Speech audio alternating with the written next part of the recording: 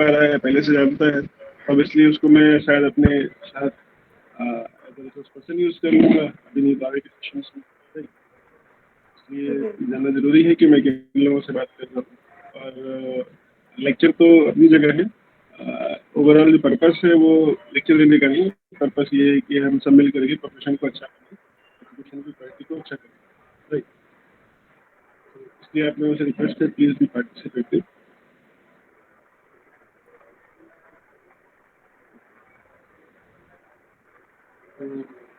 क्या चैट में रिस्पॉन्स देना आता है सभी लोगों को? कोई ऐसा जिसको नहीं आता हो माइक ऑन करके बता दे।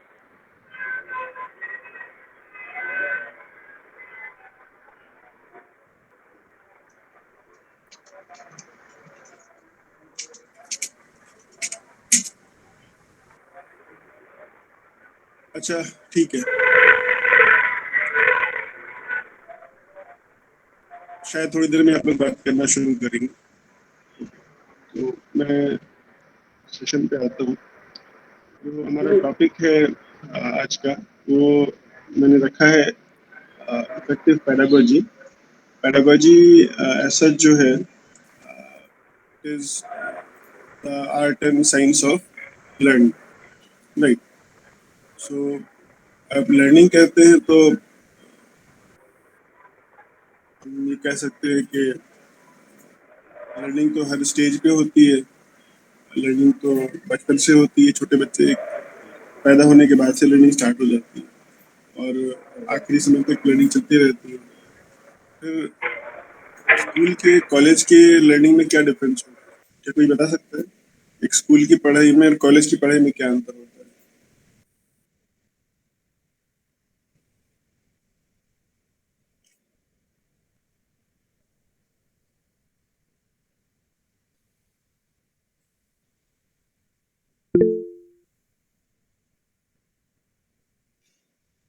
ओके, मेरे ख्याल से स्लाइड अब विजिबल हो गई होगी, क्योंकि मैं दो सिस्टम्स पे हूँ, एक पे विजिबल मुझे हो रही है, दूसरे सिस्टम में। Right, I think site visible है, फुल स्क्रीन में विजिबल होगी।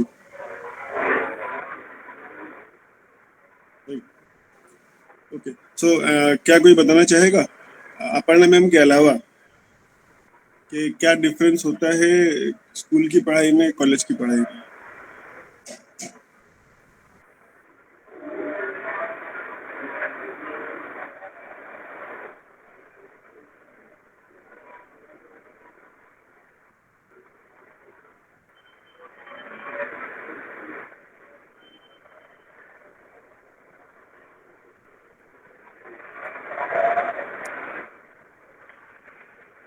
अब्दुल समद अंसारी सर, अंशुमन वाजपेयी।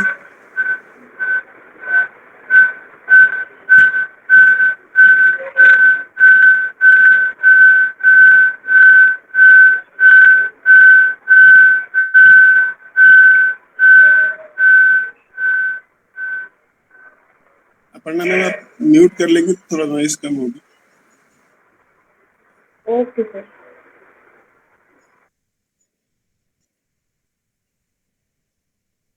सो कोई नहीं बोलना चाहेगा, ऐसा क्यों है? हम सब टीचर्स है ना, टीचर्स तो जाने ही जाते हैं बोलने के लिए।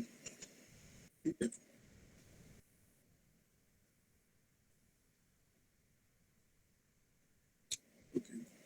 सो जो बेसिक प्रॉब्लम जो है सोसाइटी के आज वही है कि स्क्रीन पे ऐसा आप देख सकते हैं कि सब लोग इन्हीं सब चीज़ों की शिकायतें करते रहते हैं।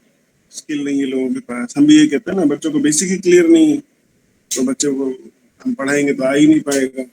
ऐसा ही एक आजकल न्यूज में भी चल रहा है, एम्प्लॉयमेंट के डेटा वगैरह आते रहते हैं। इनफैक्ट सबसे स्टार्टलिंग जो चीज़ है जो ये नीचे लिखी हुई है, एक ये इम्पोर्टेंट है कि आईआईटी मद्रास का अपना खुद का प्लेसमेंट डेटा है, उसमें वो कह रहे हैं कि उनका खुद का प्लेसमेंट जो है इसमें गिर चुका है।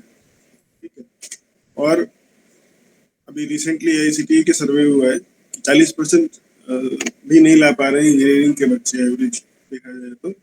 पूरे क्लास का एवरेज निकाले, पूरे भारत के इंजीनियरिंग के फैसिलिटी का अगर मैथ्स का एवरेज निकाले, वो सब 40% मिलके स्कोर नहीं कर पा रहे, ठीक है। यानी कि कुछ बच्चे अच्छा ला रहे होंगे मेरे ख्याल से 3 से 4%, बाकी 97-96% बच्चे ऐसे हैं जिनका कि मार्क्स इतना कम है कि वो प्रॉपर का मिला के भी एवरेज में 40% नहीं पाते।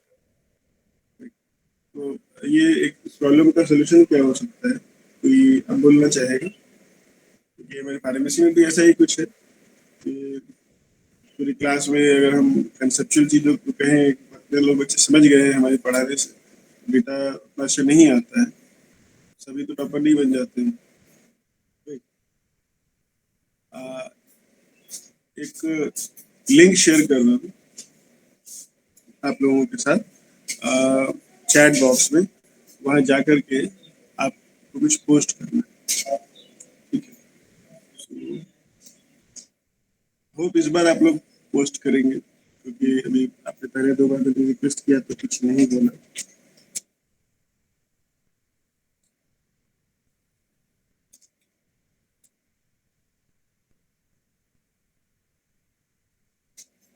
क्योंकि जब तक कि आप पार्टिसिपेटिव नहीं होंगे, कोई भी कुछ बोल दे तो उसका असर नहीं होता है। ये बच्चों के लिए भी ट्रुथ है, ये हमारे लिए भी इतना ही ट्रुथ है इस बात में।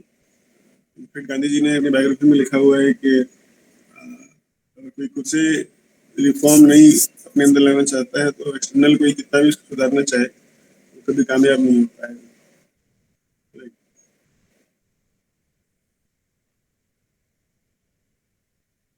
और थोड़ी तैयारी मैंने भी की है आप लोगों के साथ कुछ टाइम स्पेंड करने की, तो उसको भी मीनिंगफुल बनाना है।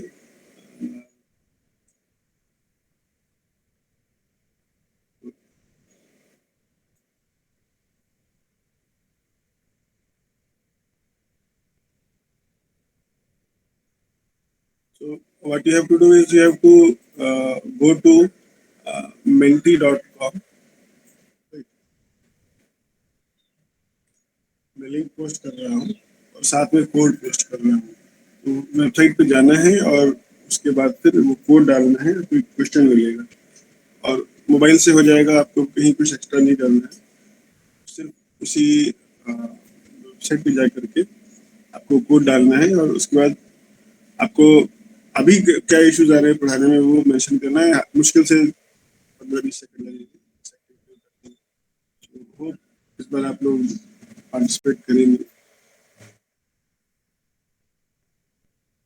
चैट बॉक्स में डाल।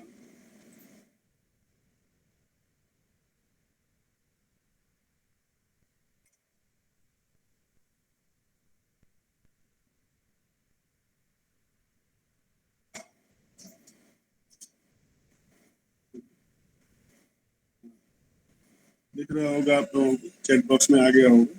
मैं लिंक पे क्लिक करेंगे, कोड को पहले कॉपी कर लीजिएगा और फिर जो भी आपको लगता है कि हाँ एक इशू है हमारे पढ़ाने में, कोई भी इशू हो सकता है, बच्चों से रिलेटेड, बिल्डिंग से related, कुछ भी हो सकता है, एक आपको उसको एंट्री करनी है। आप 3 बार कुछ लिख सकते हैं, आप जो भी लिखेंगे वो यहाँ आ जाएगा और आपके लिखने वाले का नाम नहीं आएगा, मुझे भी नहीं पता होगा किसने क्या लिखा है, आप कुछ भी लिख सकते हैं। राइट।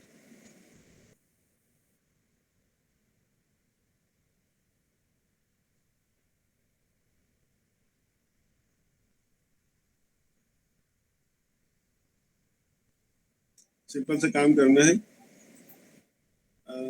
अपने चैट बॉक्स पे जाना है और चैट बॉक्स से आपका ये menti.com लिंक को क्लिक करना है और क्लिक करने के पहले इस कोड को कॉपी कर लीजिए। कॉपी करना है और उसके बाद फिर लिंक क्लिक करने के बाद यहाँ पे उस कोड को पेस्ट कर देना है, ठीक है। सबमिट करते ही आपके सामने विंडो खुल जाएगी जहाँ पे आप 3 प्रॉब्लम बता सकते हैं, ठीक है, जो कि बच्चों के साथ आपको फेस करने को मिलता है, ठीक है। और सबमिट करना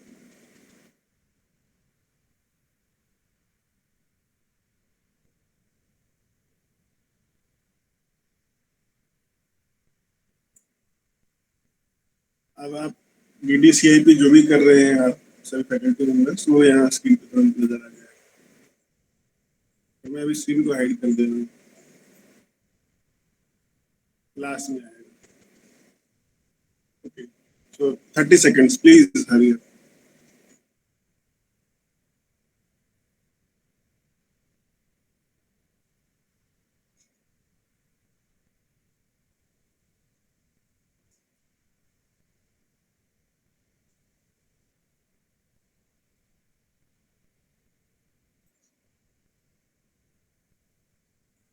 फिर से रिपीट कर दे रहा हूँ, आपको सिर्फ कोड को कॉपी करना है, लिंक पे क्लिक करना है, कोड पेस्ट करके फिर अब 3 प्रॉब्लम जो आप फेस करते हैं स्टूडेंट्स के साथ ये टीचिंग में अपने, वो मेंशन करना है।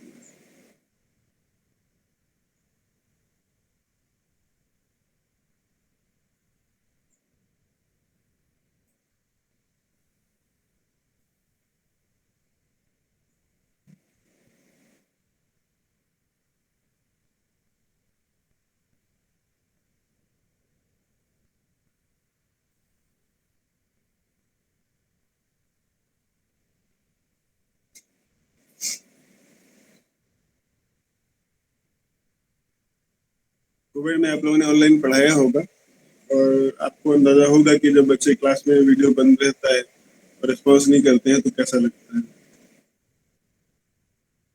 राइट?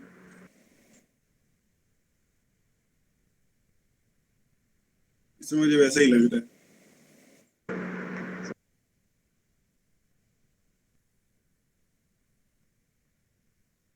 अगर कोई इशू आ रहा है यू कैन आस्क, आप अनम्यूट करके पूछ सकते हैं कि समस्या आ रही है तो, अदरवाइज प्लीज पूछ सकते हैं।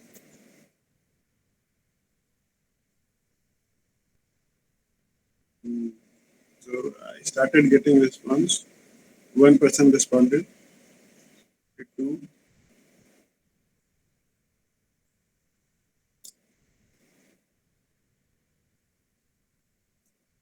खास बात यह है कि मुझे नहीं पता कि कौन रिस्पॉन्स दे रहा है, पर आपके इंस्टीट्यूट का टोटल डेटा आ जाएगा कि हाँ इंस्टीट्यूट के लोग कितने रिस्पॉन्सिव हैं।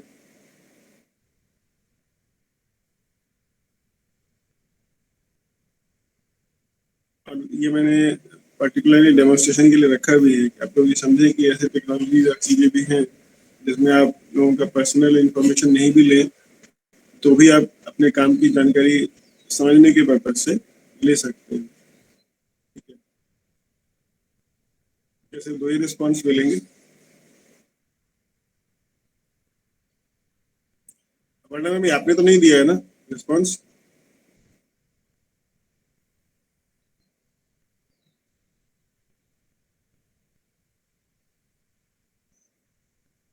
No sir. Just think over 20-30 seconds. जो 2-30 सेकंड में बन में नहीं आया, प्रॉब्लम आपकी बेसिकली है भी नहीं।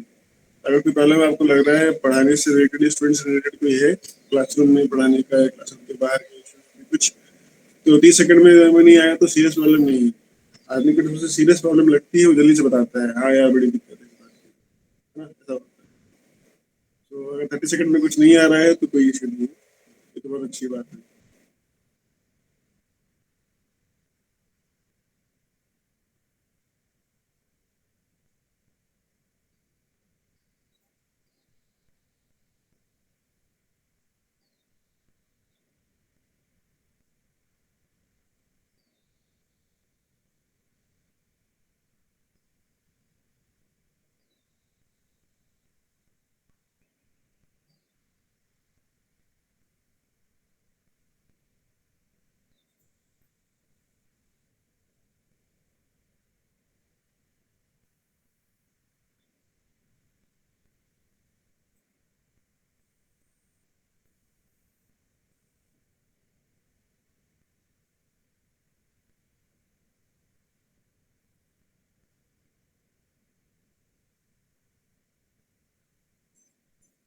ओके, अभी मेरे पास ये 2 रिस्पॉन्स आए, स्क्रीन पे आपको दिख रहा होगा।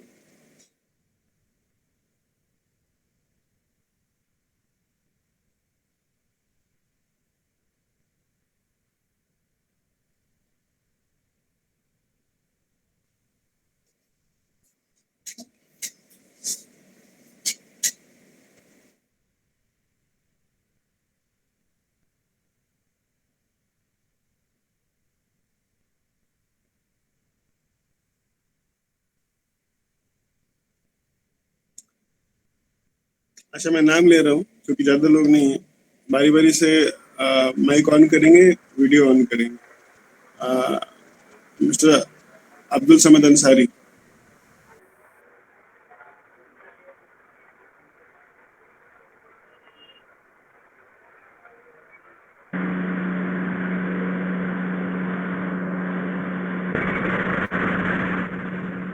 अब्दुल समद सर, क्या आप समझ पा रहे हैं मैं क्या करने क्या रहा हूँ आपसे?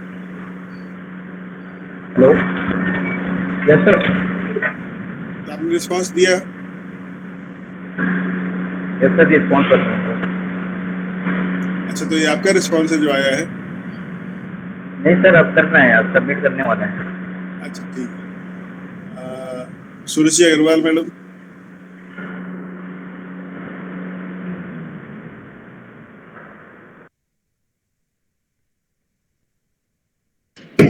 Yes, sir. Have you responded? Yes, sir. I'm responsive. कर रही हूँ सर। जी। मिस आरती सिनोरिया।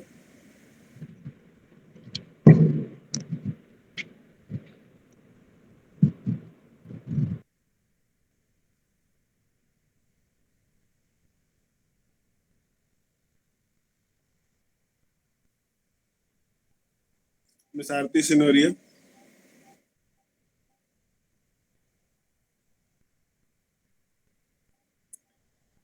मिस्टर अंशुमन वाजपेयी। जी सर। आपने रिस्पॉन्स नहीं दिया ना अंशुमन जी अभी? दे दे रहे सर। दे आपको रहे। पता है ना कैसे होगा, या मैं फिर से बता दूं? जी पता है सर। फिर से? अच्छा, पता है, ठीक है, तो दीजिए। कोई अगर कुछ नहीं है बताने लायक तो अलग बात है, आप कह सकते हैं सर मुझे कुछ कहना नहीं है। You have a right to remain silent, right? Mister Kishan Pal Singh.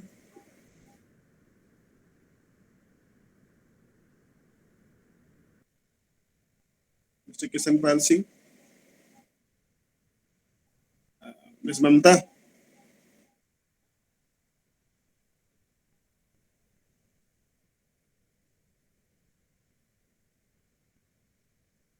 किरण सिंह जी।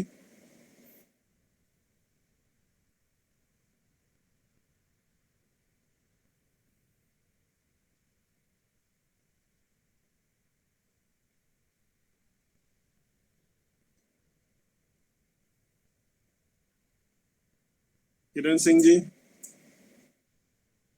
सौरभ सिंह।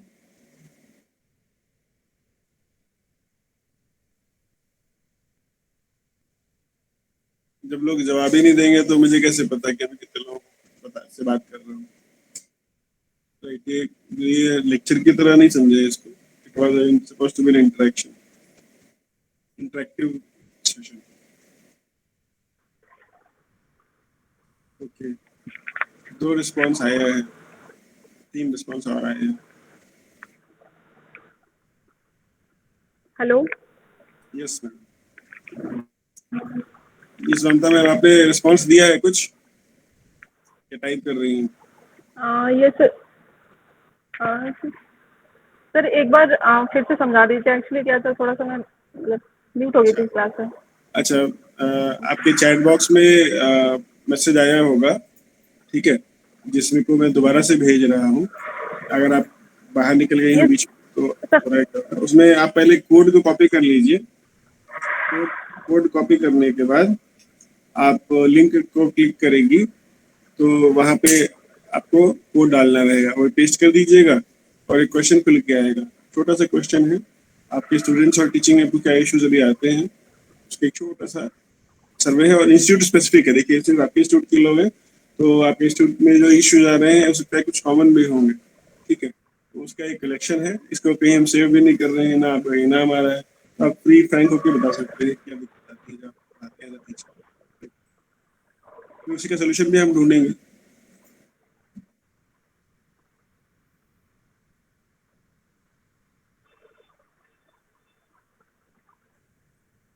जिन्होंने रिस्पॉन्स दे दिया है प्लीज चैट बॉक्स में यस बोल दे। कम से कम 2 लोग हो गए हैं, तब तो आइडेंटिटी नहीं आ सकती है कि किसने दिया है।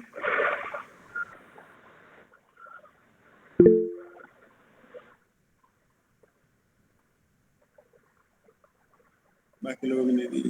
प्लीज थोड़ा जल्दी राइट।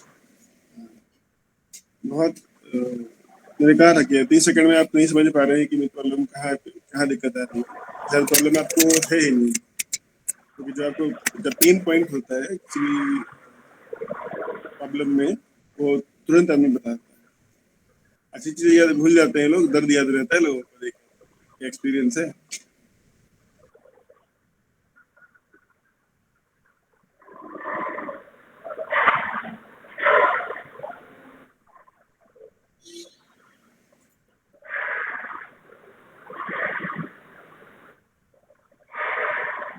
और हम सब टाइम खर्च कर रहे हैं तो टाइम का भी अच्छा इस्तेमाल करें राइट। कई लोगों ने मेरे नाम बुलाने पे रिस्पांस नहीं दिया है। आई होप कि आप पार्टिसिपेट कर रहे हैं। ठीक है, ये आपके यहाँ से अभी 2 रिस्पांस पे ये आया है। दो लोगों ने ये बताए हैं 5 चीजें। बैलेंसिंग डाइवर्स लर्निंग, मेरे ख्याल से इसका मतलब ये हुआ कि अलग अलग तरह के बच्चे हैं तो उन सबके साथ कैसे हैंडल करें राइट। नॉट अटेंटिव, बच्चे ध्यान नहीं देते हैं, जो आज बेसिक प्रॉब्लम ही है सबके साथ ही, सब बच्चों के साथ ही नहीं है। और इसमें छोटे बच्चा हो 2 साल का, उसके साथ भी प्रॉब्लम है। 2 साल के बच्चे भी आजकल मोबाइल फोन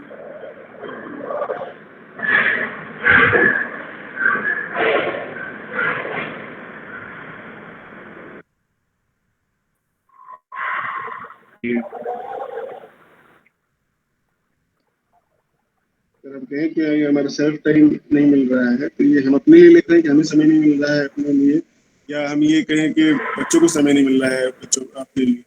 क्या कहना चाहते हैं, थोड़ा क्लैरिटी दे दें। जिन्होंने लिखा है आगे बढ़ते हैं। हेजिटेशन बच्चों में होती है, मेरे ख्याल से हेजिटेशन टीचर्स में भी होती है, कम से कम जो पहले 2 साल पढ़ा रहे होते हैं। सब्जेक्ट बदल जाए तो दिक्कत होती है। सब्जेक्ट को 2-3 बार पढ़ा लेते हैं तो आसान हो जाता है राइट, थोड़ी सी क्लैरिटी जब आ जाती है। तो मेरे ख्याल से ड्यू टू इरेगुलरिटीज इन पूरा नहीं लिखा गया है। कंसेप्ट नॉट क्लियर में आप बेसिक सी बात कर रहे हैं कि पुराने कंसेप्ट बच्चों के क्लियर नहीं है, शायद इनकी बात कर रहे हैं ना। अगर जो लिखे हैं वो बता दें तो थोड़ा आसानी हो जाएगी समझने में मुझे। और अभी भी आपके यहाँ से 3 लोगों ने जवाब दिया है।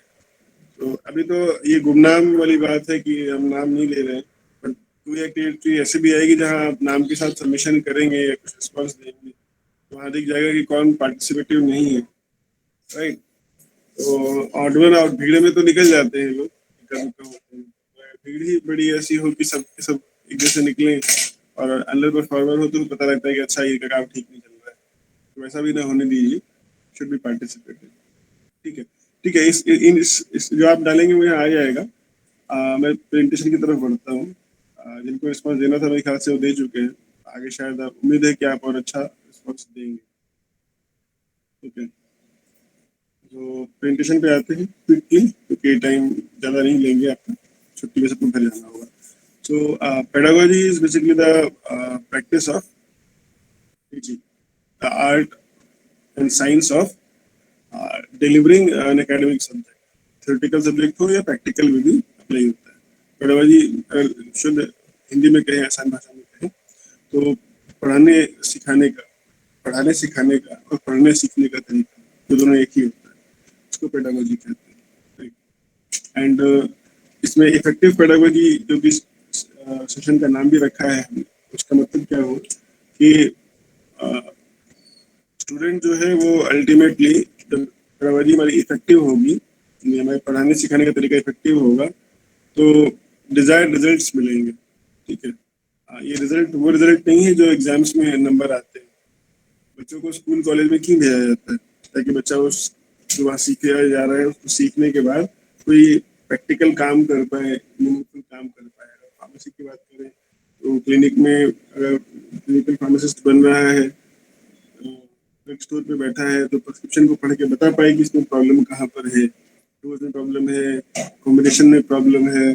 ठीक है, या डिजीज के हिसाब से, इंडिकेशन के हिसाब से ड्रग ही ठीक नहीं है राइट, तो इंफेक्शन कहाँ हो रहा है ये बता पाए। अगर वही मैन्युफैक्चरिंग में गया बच्चा तो ये बता पाए कि फॉर्मुलेशन में प्रॉब्लम कहाँ पर है। अगर कोई टैबलेट स्टिक कर रहा है ड्यूरिंग बेंचिंग तो बता पाए कि टैबलेट स्टिक कर किस वजह से रहा हो।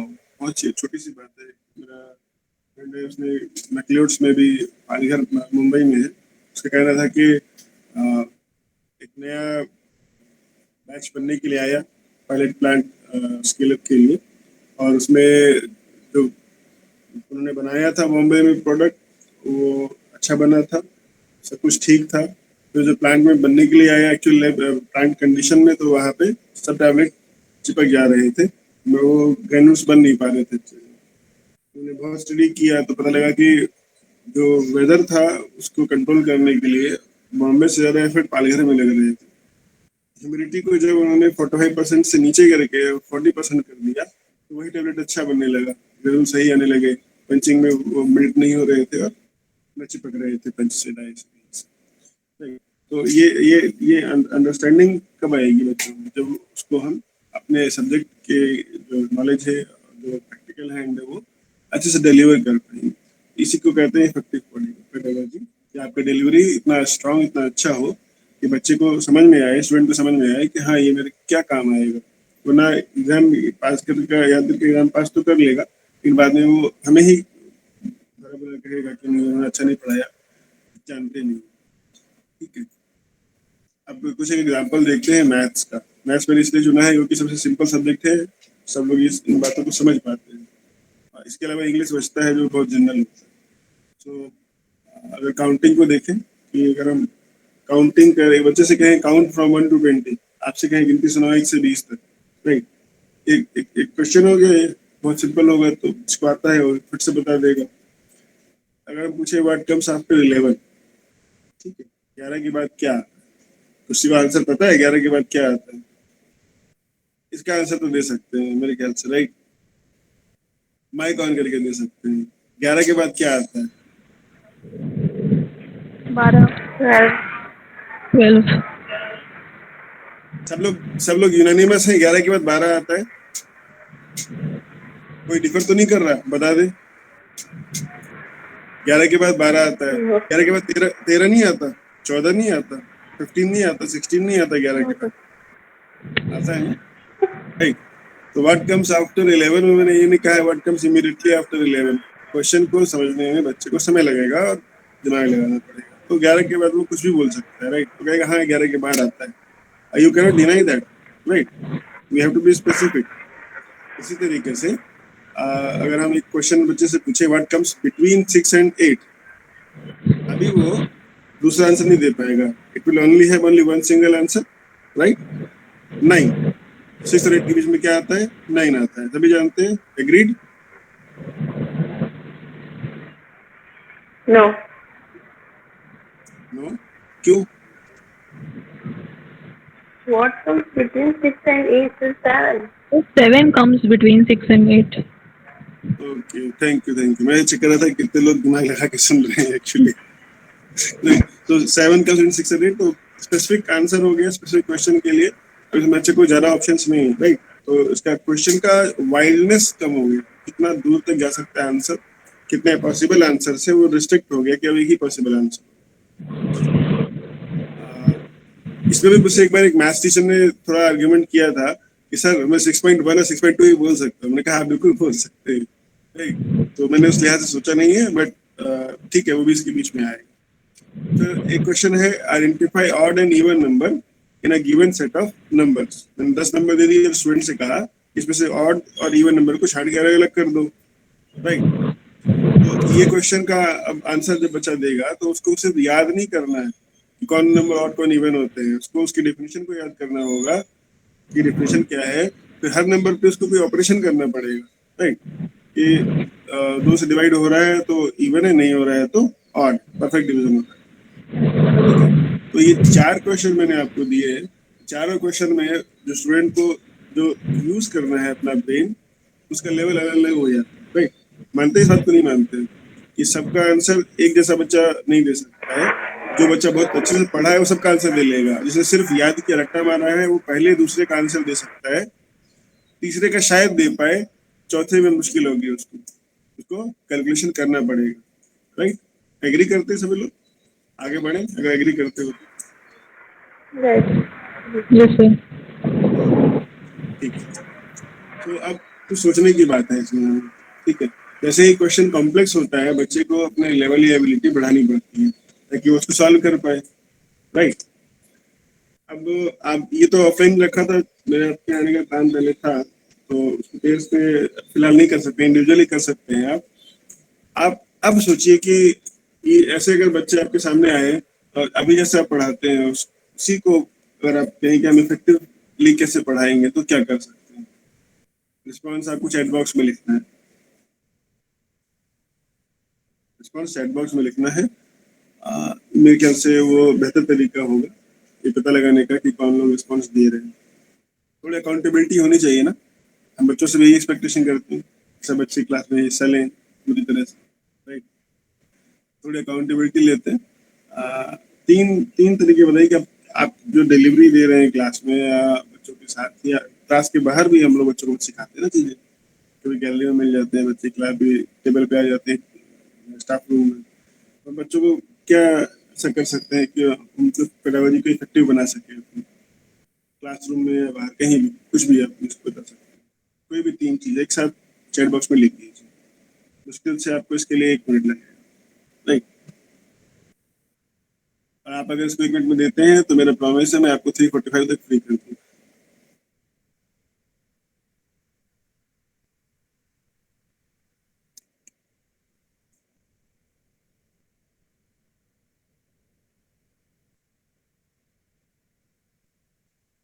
तो अभी तक का पार्टिसिपेटिव रिस्पांस ऐसा है कि जो पार्टिसिपेट कर रहे हैं उनके नाम है गुलशबन अंसारी, सपना सिंह, मिस्टर सुमन वाजपेयी, स्मिता, सुरेश अग्रवाल, 5 आपके यहाँ से।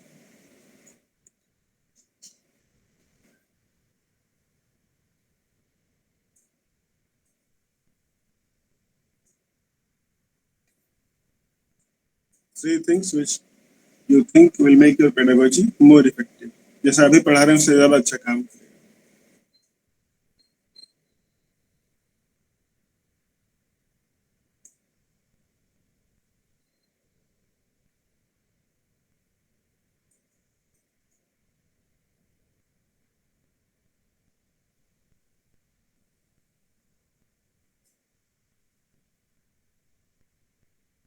Okay, so Ms. Suruchi Agrawal, you are concerned about the conduct. ये बच्चे का कंडक्ट सही है तो बच्चा अटेंटिव होकर क्लास में सही रहेगा, हमारा कंडक्ट अच्छा होगा तो बच्चा हम पे रिस्पेक्ट करेगा, सर ध्यान से सुनेगा, राइट। Yes sir. तो ये भी एक व्यू पॉइंट होता है and every individual has a different way to think, way to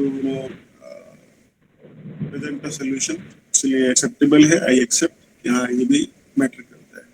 faculty का अपना प्रेजेंटेशन जो कैसा है, पर्सनैलिटी वाइज कैसा है, क्लोथिंग वाइज कैसा है, फ्लुएंसी वाइज, और कई बार ज़्यादा फ्लुएंसी भी अच्छी नहीं होती। Yes sir. Too much talkative is also not good. Yes, और कई बार कम भी बोलना अच्छा नहीं होता है, बच्चे भी कहेंगे कि Yes. बात नहीं होगा, राइट। सो मिस्टर अब्दुल समद अंसारी कह रहे हैं group work, guided learning, individual activity, सही बात है। These things can make learning more effective. Group work मेरे ख्याल से एक बहुत अच्छी चीज आपने बोली है, इसको आगे मैं बताऊंगा, अलग नाम से बताऊंगा, काम ऐसा ही होगा अलग नाम से। इनफैक्ट ये एक्टिविटी स्क्रीन पे दिख रही है, मैंने ग्रुप वर्क के लिए रखा था, अगर आप यहाँ में प्रेजेंट फिजिकल आता तो ये आपसे पेयर में करवाता, वही पूरी क्लास का एक व्हाइट बोर्ड पे पूरी क्लास से जल्दी जल्दी शॉर्टकट में लिखवाना शुरू करता ताकि 5 मिनट के अंदर एक्टिविटी खत्म हो जाए, ग्रुप एक्टिविटी हो जाती है, राइट। इसका फायदा होता है, बताएंगे क्या फायदा होता है, राइट। तो अभी अभी रिस्पॉन्स नहीं आया है, अंशुमन जी का नहीं आया है, ममता जी का नहीं आया है, अपर्णा मैडम का भी नहीं आया है, और बाकी के जो पार्टिसिपेंट्स अभी रिस्पॉन्सिव नहीं है उनसे भी रिक्वेस्ट है please respond. Miss Aarti Sinoria, Kiran Singh, Kishanpal Singh ji, please respond. शांत बैठने से कुछ होगा नहीं, स्वयं को नुकसान तो है नहीं मेरे ख्याल से, राइट।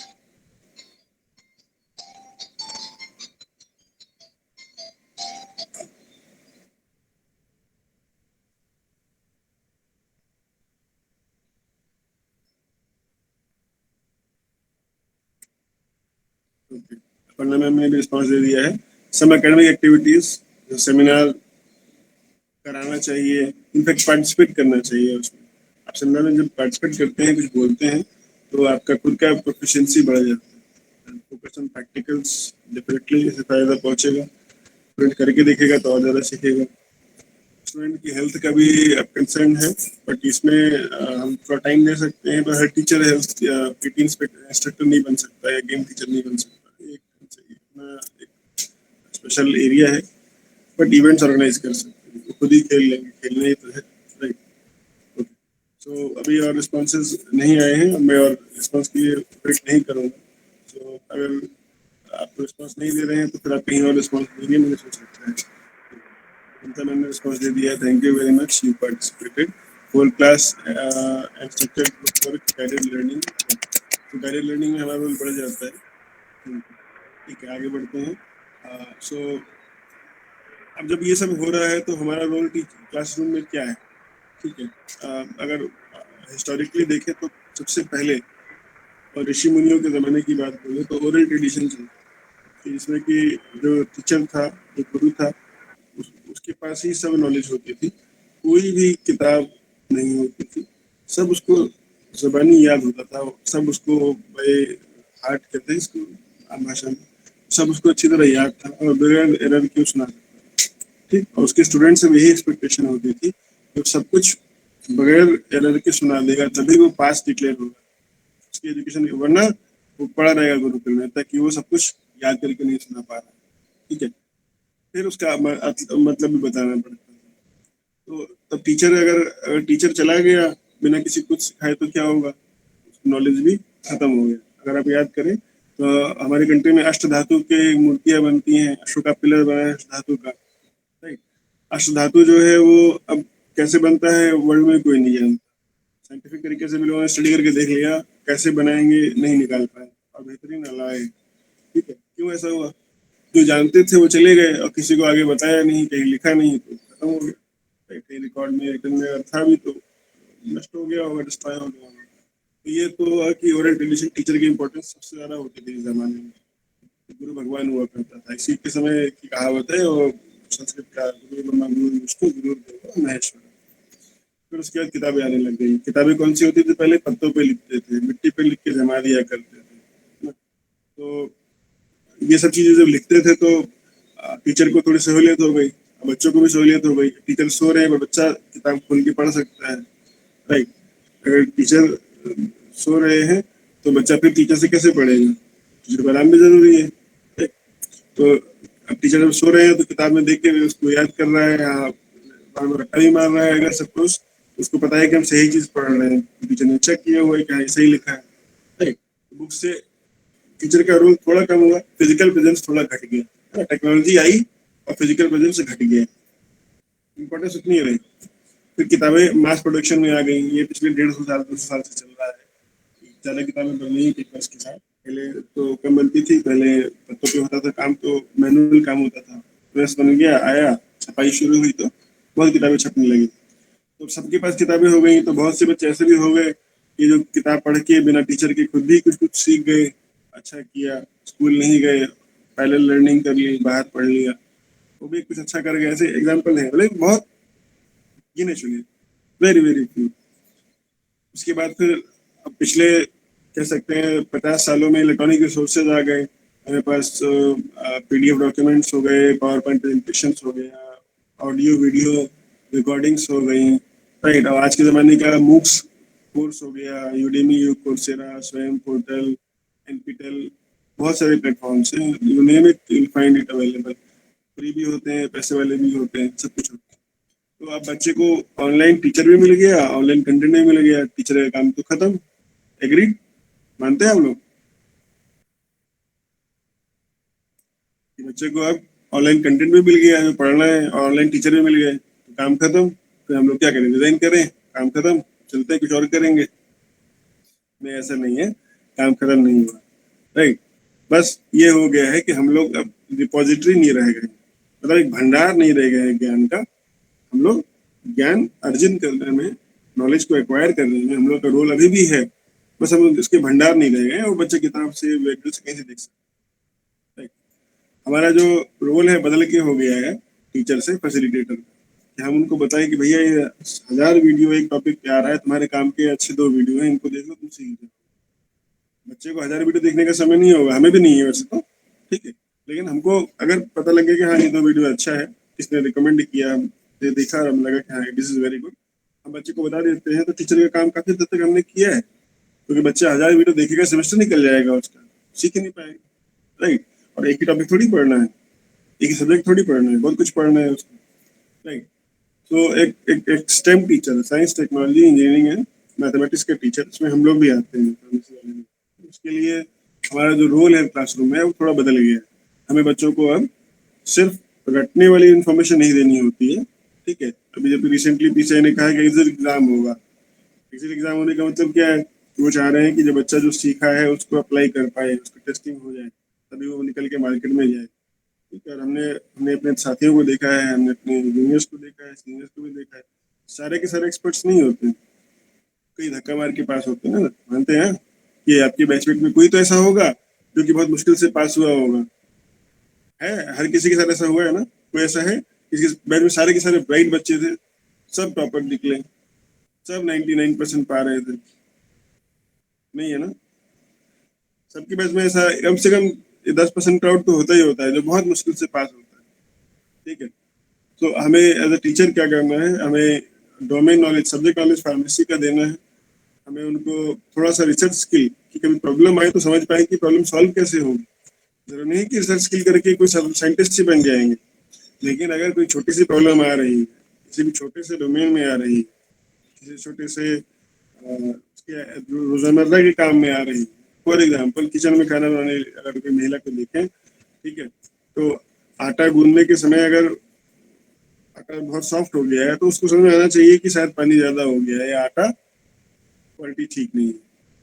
कुछ भी बात हो, ये यहाँ पहुंच तो पाए कि हाँ प्रॉब्लम कहाँ है, तो ये बगैर विचार किए सोचे तो आएगा नहीं, तो रिसर्च स्किल्स होना चाहिए। और लास्ट में हैंड्स ऑन जो एक्सपीरियंस है, स्किल है, ठीक है। लेबोरेटरी में बहुत से बच्चे मेजरिंग सिलेंडर से लिक्विड जब टेस्ट ट्यूब में डालते हैं तो हाथ हिल जाता है, हाथ कांपता है बच्चों का, कुछ का कॉन्फिडेंस इतना कम होता है कि वो बाहर गिरा ही देते हैं।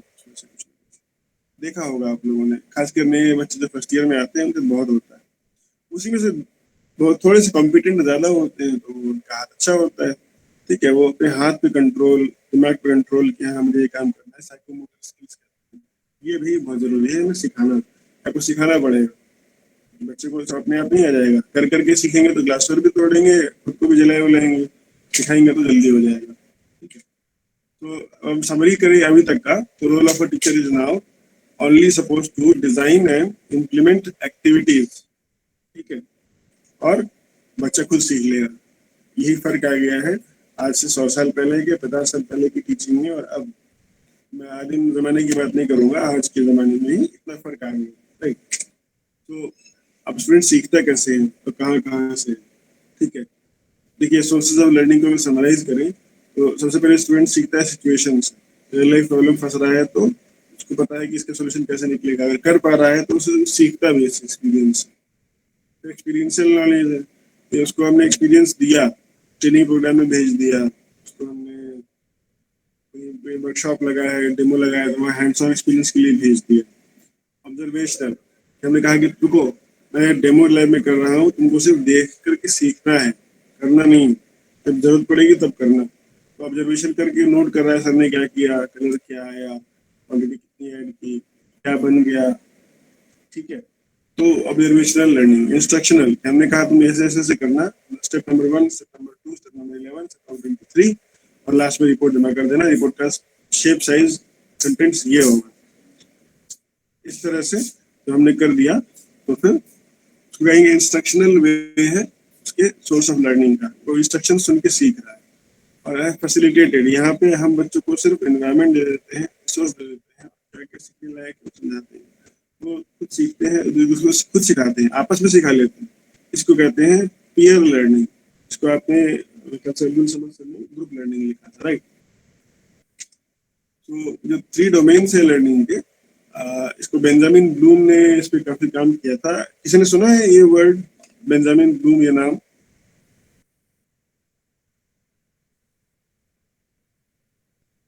कभी सुना है आपने? क्योंकि एक बहुत बेसिक एलिमेंट है हमारे हायर एजुकेशन में, खास करके फार्मेसी एजुकेशन में, कि हम लोग बीकॉम एमकॉम करते हैं, पीएचडी करते हैं, टीचिंग में चले जाते हैं, और इसके बाद फिर क्या होता है, हमें कभी सिखाया तो गया नहीं कि पढ़ाना कैसे है। तो जैसे हमने अपने टीचर्स को देख के पढ़ा था, वही इमेजिन करते हैं कि उसमें से कौन सी टीचर अच्छे लगे, क्या अच्छा कैसे अच्छा पढ़ाते थे, उसको कॉपी करने की कोशिश करते हैं। जैसे सर पढ़ाते वैसे हम पढ़ाएंगे। क्या किसी कोलीग या सीनियर टीचर को देखा कि हाँ इनके क्लास में बच्चे खुश रहते हैं, तो इनका क्या स्टाइल है उसको कॉपी कर लेंगे, ठीक है, और पढ़ाएंगे। कुछ प्रेजेंटेशन स्किल यूज कर ले या कुछ कहीं से, लेकिन प्रॉपर ट्रेनिंग तो होती नहीं कहीं पे। ये बेसिक प्रॉब्लम नहीं, राइट। तो बीएड में 12th तक के टीचरों को ये पढ़ा के भेजा जाता है कि आपको पढ़ाना कैसे, हायर एजुकेशन में नहीं पढ़ाया जाता है। इसीलिए बेसिकली सारे इश्यूज आते हैं। जितने इश्यूज आपने शुरू में लिखवाए थे, वो सारे इश्यूज का बीएड के टीचरों को सोल्यूशन दिया जाता है with in the course, training की तरह होता है कोर्स। ओके, तो बेंजामिन ब्लूम ने एक्चुअली में उस सब की शुरुआत की थी। उन्होंने कहा था कि जो बच्चा सीखने का, जो बच्चे का प्रोसेस है, उसको 3 हिस्से में बांट सकते हैं, कॉग्निटिव, अफेक्टिव और psychomotor. Cognitive is one where he has to acquire some knowledge, he has to develop certain mental skill।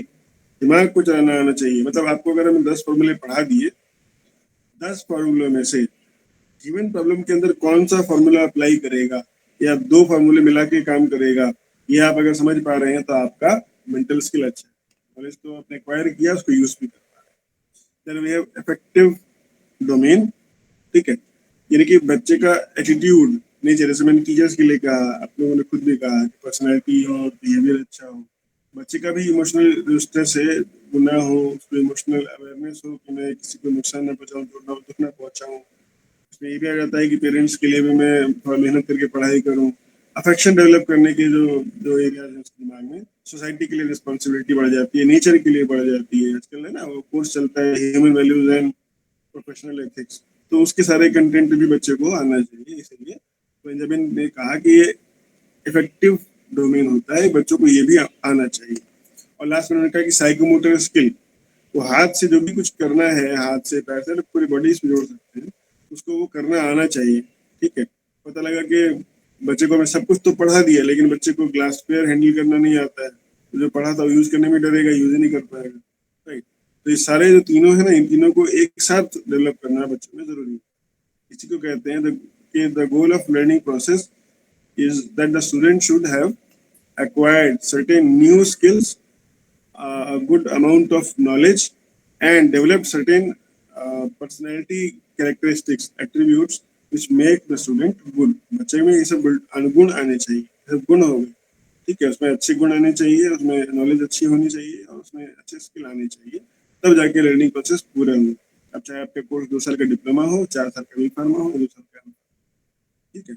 बच्चा उसको करने के बाद जो भी कुछ कर पाएगा, उसी को आप देखिए सिलेबस में लिखा होता है learning outcomes, course outcome, program outcome. उसका पर्पस यही होता है कि बच्चा इस कोर्स को करके क्या कर पाएगा, वो पहले से हम तय कर लेते हैं। वो सब बेंजामिन ब्लूम की रिसर्च पे बेस्ड है, राइट।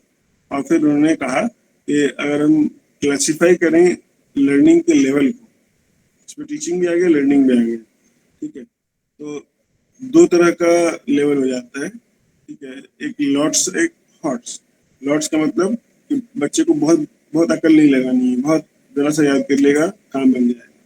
इसमें डेफिनेशन याद करना आ गया, कंसेप्ट याद करना आ गया, और बेसिक फैक्ट्स एंड फिगर्स याद करना आ गया, रिकॉल लेवल, अंडरस्टैंड, ठीक है।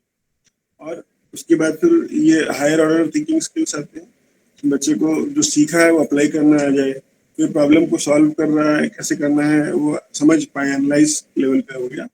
लास्ट में है इवेल्युएट लेवल, कि बच्चा समझ पाए कि किसने क्वेश्चन नंबर 1 का आंसर लिखा है, तो ये आंसर सही है कि गलत है, उसको समझ देख के समझ पाए, इवेल्युएशन करता है। आप इवेल्युएशन करते हैं ना कॉपीज का, तो आप बेसिकली आप तो क्रिएट लेवल पे हैं, आप क्वेश्चन भी बनाते हैं, सब कुछ बनाते हैं। स्टूडेंट के साथ क्या होता है कि वो मैक्सिमम जाता है इवेल्युएट लेवल, अभी आज के बहुत रेयर केस में स्टूडेंट जाता है क्रिएट लेवल, जो पूरी कोई थ्योरी नहीं बना दे, नई डिस्कवरी कर दे, नया रिसर्च कर दे, किसी ऐसे प्रॉब्लम का सोल्यूशन कर दे जो कि उससे पहले लोग नहीं कर पाए, ठीक है। ये अलग अलग लेवल्स हैं लर्निंग के, ठीक है। Level 1 recall, 2 understand, level 3 apply, level 4 analyse, level 5 evaluate and level 6 create. ये सीढ़ी की तरह बढ़ रहा है, ठीक है। और छोटे वालों को, नीचे वालों को कहेंगे लॉट्स, बाकी बड़े जो इम्पोर्टेंट स्किल्स उनको कहेंगे हॉट्स लेवल्स, ठीक है। और अगर हम वर्ड्स में कहें, इस पे भी डिटेल नहीं जाएंगे, इसमें ये कीवर्ड्स दिए हुए हैं जो क्वेश्चंस में आप पढ़ेंगे, ठीक है। तो जैसे आप बच्चों को क्वेश्चन देते हैं, नेम 5 वाइल्ड एनिमल, बहुत सिंपल सा क्वेश्चन है, छोटे बच्चों को पूछा जाता है। तो नाम याद है तो बताएगा, नहीं याद है तो नहीं बताएगा, राइट। डिस्क्राइब फिल्ट्रेशन, क्या होता है, अगर याद है तो लिख देगा, नहीं याद है तो नहीं लिख पाएगा, ठीक है। Recognize which of them is a soft gelatin capsule, हमने 5 टैबलेट सामने रख दी, प्रैक्टिकल लैब में पूछा इसमें सॉफ्ट जेलेटिन कैप्सूल कौन सा है, देख के बताओ। तो उसने देखा है, याद आ जाएगा, नहीं देखा है तो याद नहीं आएगा, सिर्फ याद पे सारा काम होगा, ठीक है। Then we have understanding level, ठीक है, जहाँ पे वो आइडियाज और कंसेप्ट को समझता है, डेफिनेशंस को याद करता है, मैथ्स के हो चाहे फिजिक्स के हो चाहे फार्मेसी के हो, उसको समझ करके वो और उसको दूसरों को बता पाता है कि मैंने ये सीखा। अगर बता पा रहा है तो अंडरस्टैंड कर गया। अगर वो किसी सिचुएशन में उस समझ को लगा पा रहा है सोल्यूशन निकालने के लिए, तो अप्लाई कर पा रहा है। और अगर हम क्वेश्चन में देखें तो अगर क्वेश्चन ऐसा है कि differentiate between primary standard and secondary standard, चलिए फार्मेसी का एग्जाम्पल, तो डिफरेंशिएट कर पा रहा है, मतलब उसको ये पता है कि प्राइमरी स्टैंडर्ड क्या है, पता है सेकेंडरी स्टैंडर्ड क्या है, उसको ये पता है दोनों एक जैसे नहीं है, उसको ये भी समझ में आ रहा है कि दोनों का अलग अलग एप्लीकेशन होता है, अलग अलग जगहों पे अलग अलग चीजों के साथ टेस्टिंग करते हैं, तो वो एनालिसिस कर पाएगा और बता पाएगा कि दोनों में क्या डिफरेंसेस, राइट। फिर है इवेल्युएशन लेवल, इवेल्युएट लेवल, जिसमें कि बच्चे को हम अगर कहें कि चेक करो ये आंसर सही है कि नहीं, ठीक है, चेक करो एक्सपेरिमेंट हुआ, ये रिजल्ट आया, रिजल्ट सही है कि नहीं, एक्सपेरिमेंट प्रॉब्लम तो नहीं हो गई कोई, तो वो जज कर पाए, चेक कर पाए, कोई कमेंट दे पाए कि हाँ ठीक है या नहीं ठीक है। लिमिट टेस्ट किया बच्चे ने, ठीक है, लिमिट टेस्ट करने के बाद बच्चे को हमने, अगर बच्चा ये बता ही नहीं पा रहा है कि सैंपल फेल हुआ कि पास हुआ, तो उसकी लिमिट टेस्ट को पढ़ने का कोई फायदा नहीं, कोई रिलेशन कर ही नहीं पाए, राइट।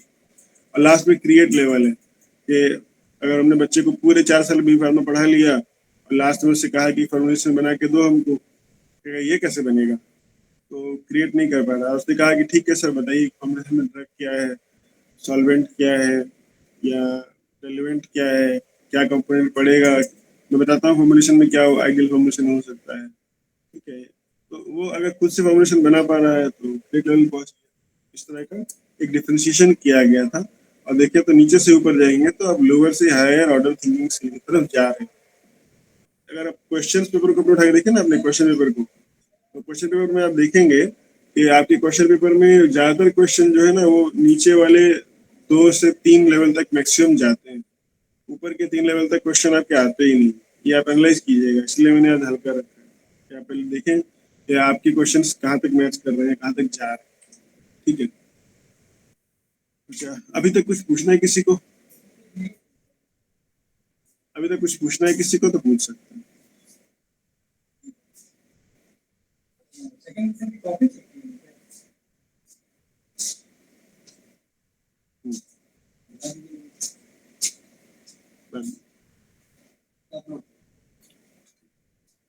ओके, कोई क्वेरी, कोई क्वेश्चन?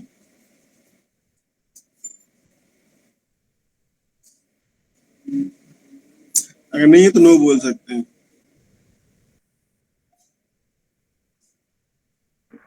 No sir. ठीक है, सो एक ब्रीफ समरी है कि स्टूडेंट का क्लासरूम में क्या क्या करते हैं। देखिए स्टूडेंट क्लासरूम में इतनी सारी चीजें करते हैं, इससे ज्यादा भी करते हैं, पर इस पर क्लासिफाई कर सकते हैं हर चीज को। वो हमारे लेक्चर को सुनते हैं, शायद आप भी सुन रहे हैं, वो पढ़ते हैं जो हम उनको स्टडी मटेरियल देते हैं या बुक्स होती हैं या नोट्स होते हैं उसको पढ़ते हैं, तो वीडियो वॉच करते हैं। अगर हम उनको कुछ करके दिखा रहे हैं लैब में तो वो कोई डेमो देखते हैं, राइट। और अपने दोस्तों के साथ भी देखिए क्लास में जो कोई बता रहे हो बच्चे आपस में बात करना शुरू कर देते हैं, हर बार वो बदमाशी की बात नहीं होती है, it can sometimes be a fruitful discussion. तो discussion with peers is also a very important activity in the class, बच्चे करते हैं।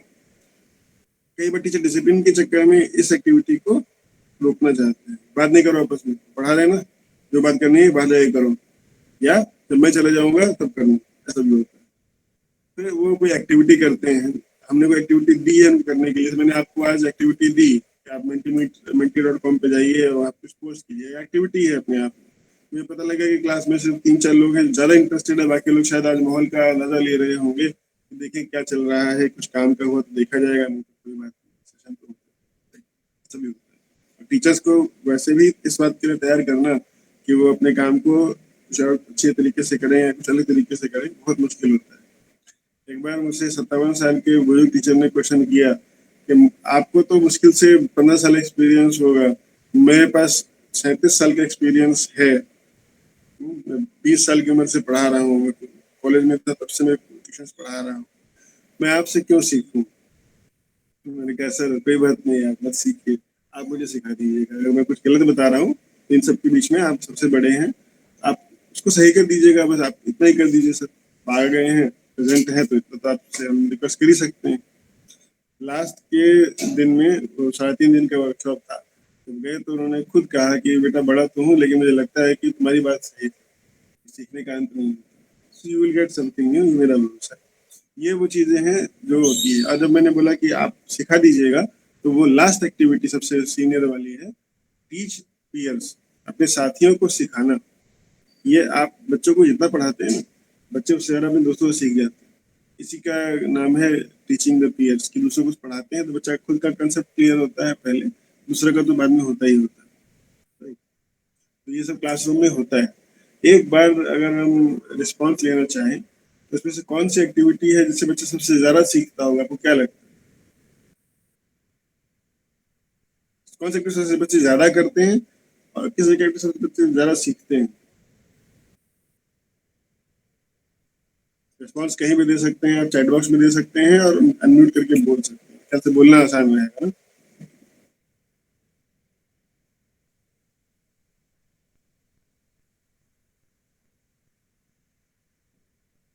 ओके, तो व्हाट्सएप वीडियो से बच्चे काफी सीखते हैं, ऐसा सर कह रहे हैं, मान लेते हैं।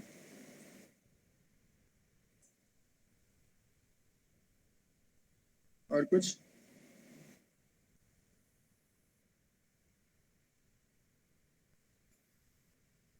सबकी अपनी राय अलग अलग हो सकती है, इसमें कोई ऐसा क्वेश्चन आंसर और ट्रू फॉल्स तो है नहीं।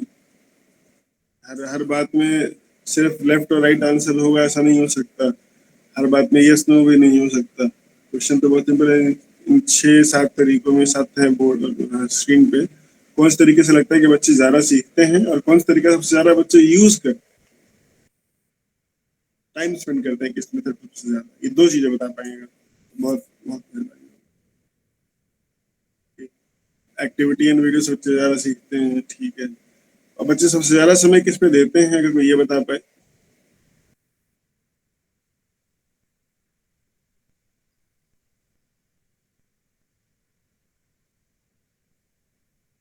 इसके बाद मेरे पास डेटा है, मैं शेयर करूंगा आपके साथ स्क्रीन पे ही, तो आप कह रहे हैं उससे काफी मैच भी करेगा।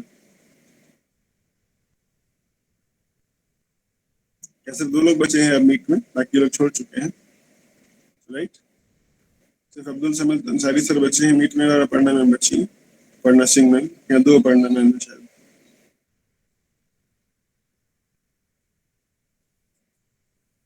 तो देखिए मैंने तो प्रॉमिस किया था कि मैं 3:45 छोड़ दूंगा, रिस्पॉन्स देंगे तो, लेकिन आप दे नहीं रहे।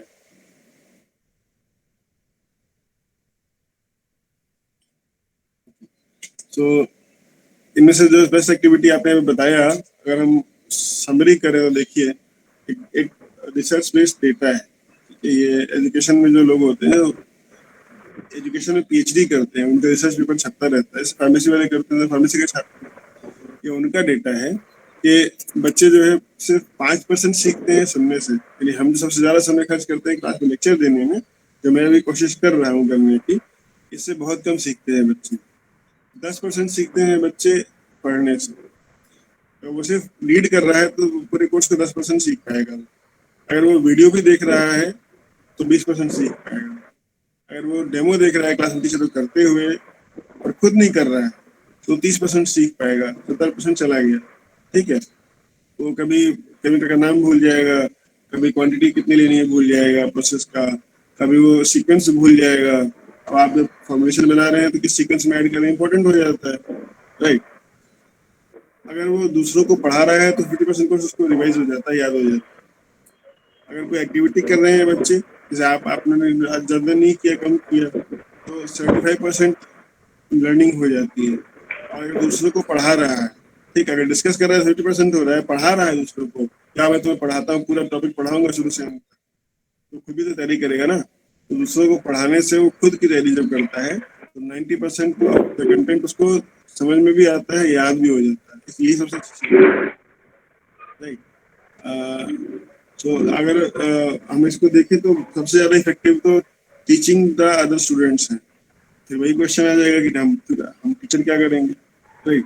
तो इनमें से ये जो पहले सेट ऑफ एक्टिविटीज है, इसको ही कहते हैं पैसिव लर्निंग, जो आपने शायद वर्ड सुना होगा ना, सुना है ये word passive learning, active learning, ये फ्रेज पहले सुना है कभी?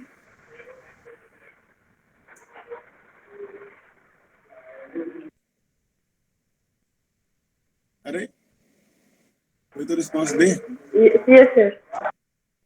यस, तो एक्टिव लर्निंग में, पैसिव लर्निंग में परफॉर्मर टीचर होता है। ये सारे काम हम कर रहे हैं, वीडियो कोई और बनाया है, डेमो कोई और दे रहा है, बच्चा नहीं दे रहा है। बच्चा खुद पढ़ रहा है लेकिन उसको लिखा किसी और ने, दिमाग बच्चे को लगाया नहीं लगाया हमें नहीं पता लगेगा। और बच्चा अगर सुन रहा है तो भी नहीं पता कि वो दिमाग लगा रहा है कि नहीं लगा रहा है। पैसिव लर्निंग हो गई। एक्टिव लर्निंग में बच्चा खुद से कुछ कर रहा है, क्योंकि हर जगह कुछ ना कुछ बच्चे का करना है। या तो डिस्कशन कर रहा है तो बच्चा कर रहा है, एक्टिविटी कर रहा है तो स्टूडेंट कर रहा है, और अगर दूसरों को सिखा रहा है तो स्टूडेंट सिखा रहा है, स्टूडेंट सीख भी रहा है, राइट। तो एक्टिव लर्निंग जो है वो अपने आप में काफी अच्छी होती है। और पैसिव लर्निंग जो है वो मोस्टली लॉट्स की वजह से रह जाती है, यानी कि वही दो पहले लेवल, रिकॉल अंडरस्टैंड। अगर आप पैसिव लर्निंग कराएंगे ज्यादा होगी तो बच्चा लॉट्स पे रह जाएगा, अक्लमंद नहीं बनेगा, सब रट्टा है मार के पास तो हो जाएगा, नंबर भी अच्छे नहीं आते हैं। और अगर उसको आप हॉट्स पे चलते हैं, उसको एनालाइज, अप्लाई, एवेल्युएट और क्रिएट एक्टिविटीज पे लेके जाते हैं, उसको इस तरह के लर्निंग का मौका देते हैं, तो डेफिनेटली एक्टिव लर्निंग करेगा, ज्यादा सीखेगा, राइट। सो जो मेरा पर्पस है वो ये कहने का है कि आप बच्चों से क्या कराइए, क्या लगता है मैं क्या कहना चाहूंगा, कौन सी एक्टिविटी सबसे ज्यादा कराइए बच्चों को? थोड़ा तुक्का मारते हैं, देखते हैं। मैं क्या सजेस्ट करूंगा, कौन सी एक्टिविटी बच्चों को कराने के लिए सबसे अच्छी है, क्या कराना चाहिए?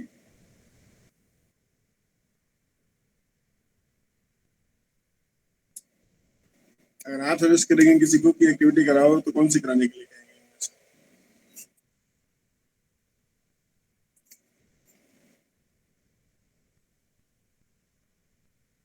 अनम्यूट करके बोल सकते हैं, प्लीज जल्दी करिएगा।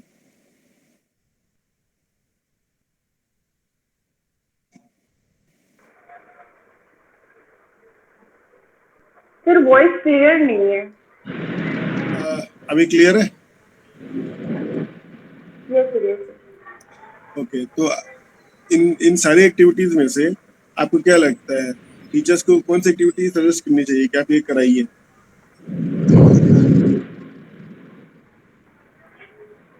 सर डिस्कशन डिस्कशन कराना चाहिए, राइट।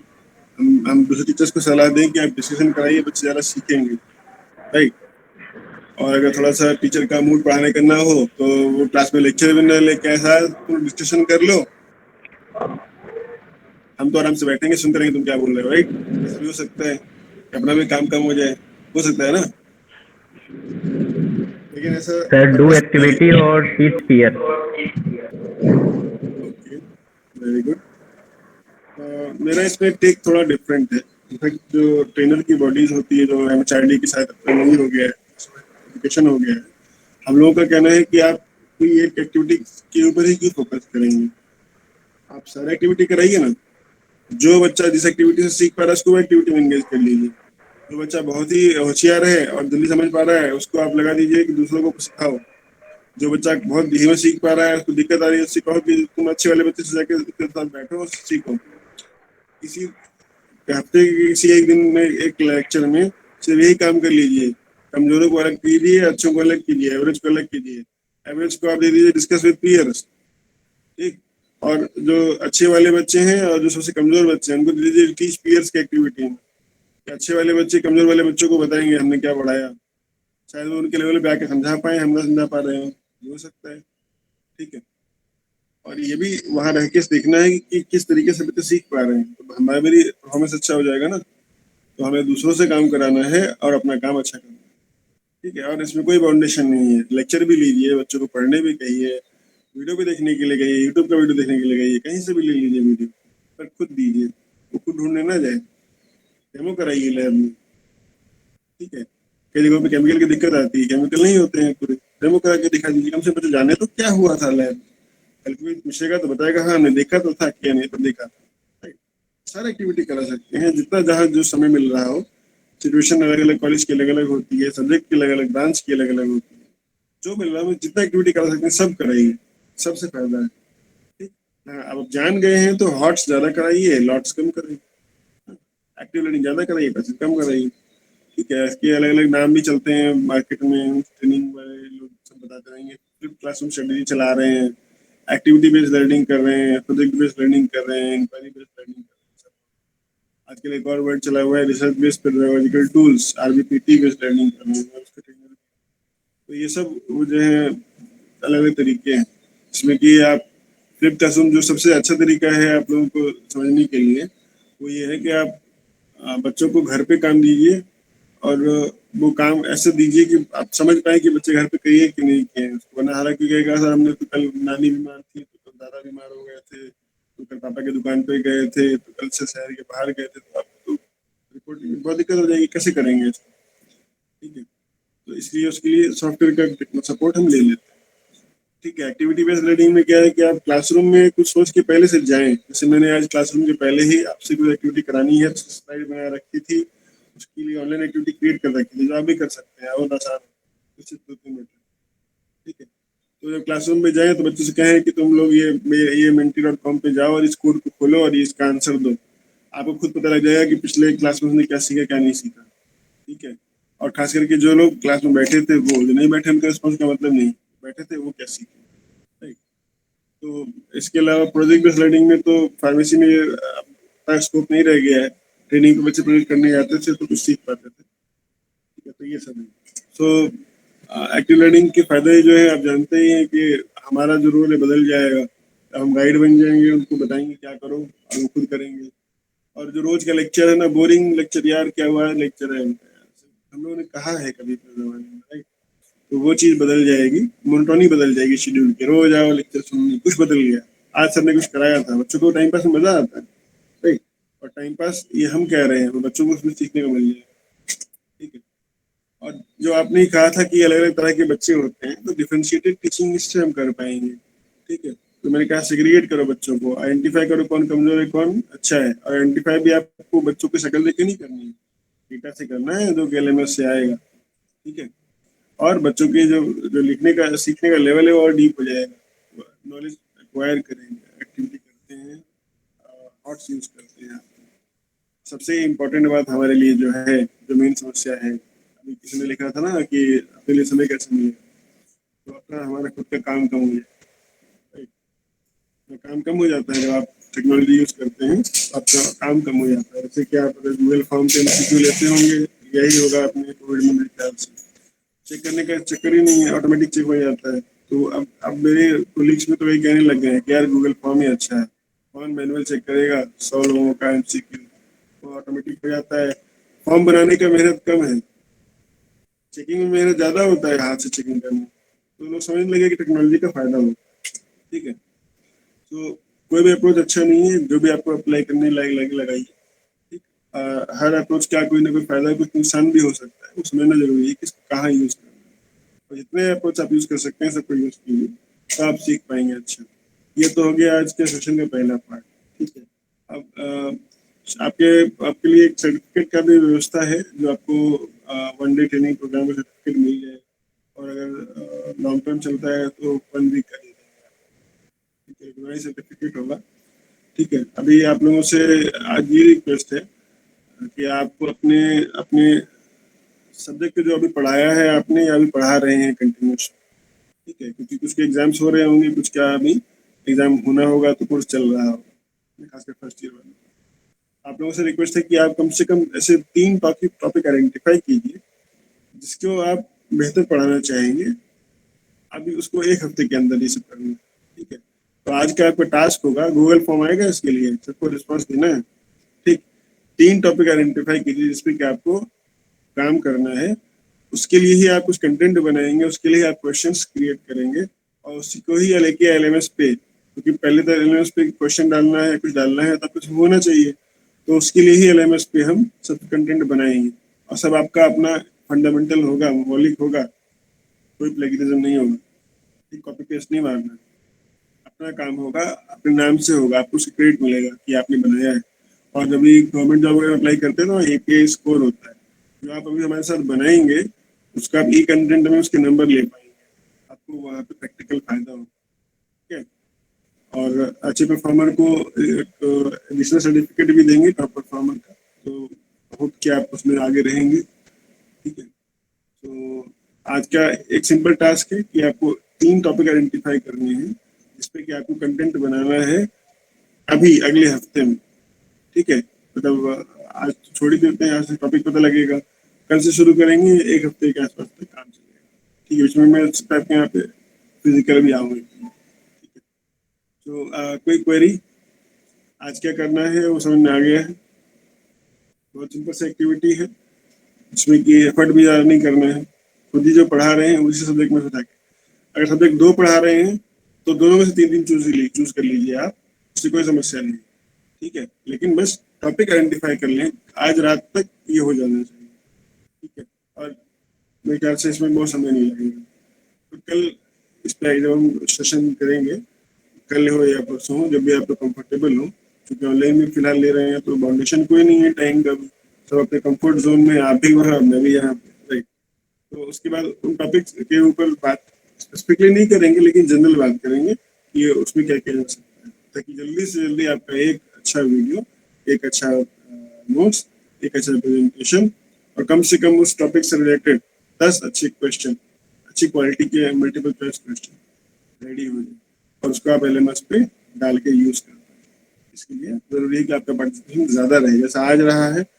आज के लिए मैं कहूँगा कि सुरुचि मैम ने पार्टिसिपेट किया, ममता जी ने रिस्पॉन्स दिया, अब्दुल सर ने दिया, मोस्टली पन्ना मैम तो खैर बाउंड भी है कि उनको कराना है तो उनको रिस्पॉन्स देना ही देना है, ठीक है।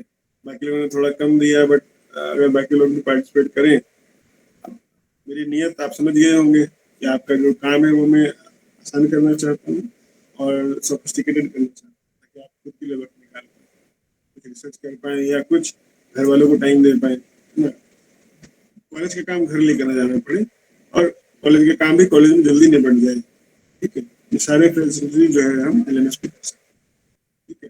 तो मेरे ख्याल से आज छोड़ते हैं, आप लोग ऑलरेडी मेरे पास तकरीबन 1.25 घंटे से हैं, लंबी क्लास का मतलब नहीं है, फर्स्ट इंट्रैक्शन है, कुछ आप लोग टॉपिक आइडेंटिफाई कर लेंगे तो मैं एक्टिविटी दूंगा करने के लिए, फिर उस पर बात होगी तो आपको लगेगा कि हाँ कुछ प्रैक्टिकल मीनिंगफुल हो रहा है, तो आपका रिज्यूम स्ट्रांग होगा उससे, ठीक है।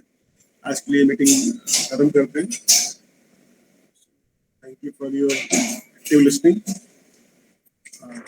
जो भी कोई क्वेरी अगर है तो आप वो डेफिनेटली पूछ सकते हैं, ठीक है।